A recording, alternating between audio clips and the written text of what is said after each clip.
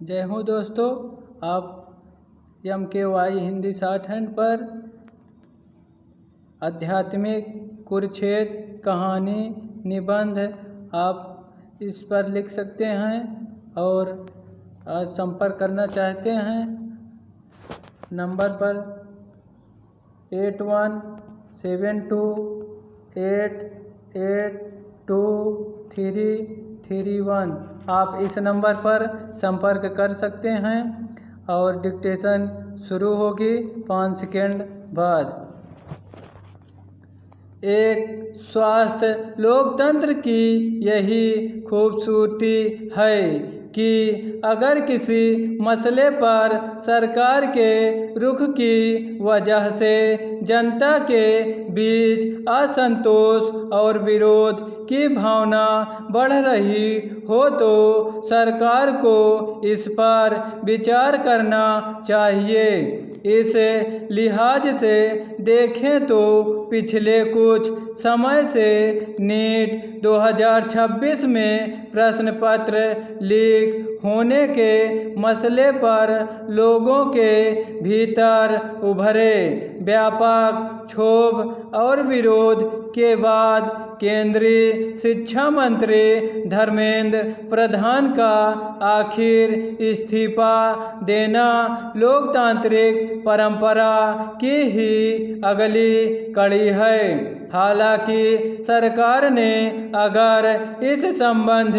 में समय रहते ठोस फैसला किया होता और जनता के बीच स्पष्ट संदेश देने की कोशिश की होती तो शायद लोगों के बीच आक्रोश का दायरा इतना नहीं फैलता, जिसने सरकार की मंशा पर गहरे सवाल उठाए। प्रश्न पत्र लीक होने की घटना के उजागर होने के बाद से ही समूचा सरकारी तंत्र एक तरह से घटघरे में खड़ा था और लोगों ने सरकार से जिम्मेदारी तय करने के साथ साथ ठोस कार्रवाई की मांग की थी, मगर सरकार ने इस मसले पर तब तक उपेक्षा और उदासीनता का रुख अपनाए रखा जब तक कॉकरोच जनता पार्टी के आह्वान के बाद दिल्ली और देश के अन्य हिस्सों में इस मुद्दे पर व्यापक जन आंदोलन नहीं खड़ा हो गया। विचित्र यह भी है कि प्रश्न पत्र लीक होने की घटना की गंभीरता और उस पर लोगों के बीच पसरते आक्रोश की तीव्रता का अंदाजा होने के बावजूद सरकार ने न तो ठोस कार्रवाई करने का संकेत दिया और न ही आंदोलन के जरिए सड़क पर उतरे विद्यार्थियों से संवाद कायम करने की कोशिश की। इसके उलट जंतर मंतर पर जमे प्रदर्शनकारियों ने जब संसद मार्च के आह्वान के जरिए अपनी मांग और आवाज़ को आगे बढ़ाना चाहा तो उन्हें रोकने के लिए सरकार ने एक तरह पुलिस को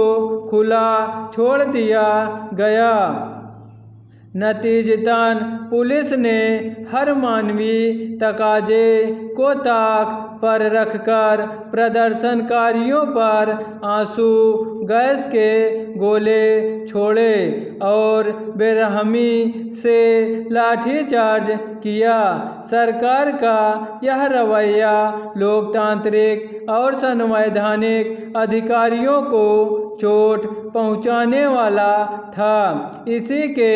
बाद न केवल दिल्ली में बल्कि देश के कई राज्यों में बड़े पैमाने पर विरोध प्रदर्शन शुरू हो गया। यह एक तरह से इस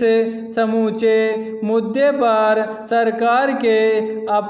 अपरिपक्व रवैये का सबूत था, जिसके तहत आंदोलनकारियों से संवाद करके समस्या का समाधान निकालने के बजाय बल प्रयोग के जरिए उनका दमन करने की कोशिश की गई। जाहिर है कि सरकार का यह रुख एक और अलोकतांत्रिक तथा गैर जिम्मेदार कदम के रूप में देखा गया और सवाल उठे कि क्या इस तरह असहमत होने और विरोध करने के संवैधानिक अधिकारों का दमन किया जा रहा है, जबकि विद्यार्थियों के असंतोष की अभिव्यक्ति दरअसल लंबे समय से इस मसले पर सरकार की उदासीनता और बार बार परीक्षाओं के आयोजन में गड़बड़ी से लेकर समावेशी शिक्षा के सिद्धांत की अनदेखी से उपजी स्थिति थी। अब देर से सही प्रधानमंत्री धर्मेंद्र प्रधान का इस्तीफा आना जिम्मेदारी तय किए जाने की प्रक्रिया का एक उदाहरण है, इसके बाद अब शिक्षा मंत्री की जिम्मेदारी प्रहलाद जोशी को सौंपी गई है।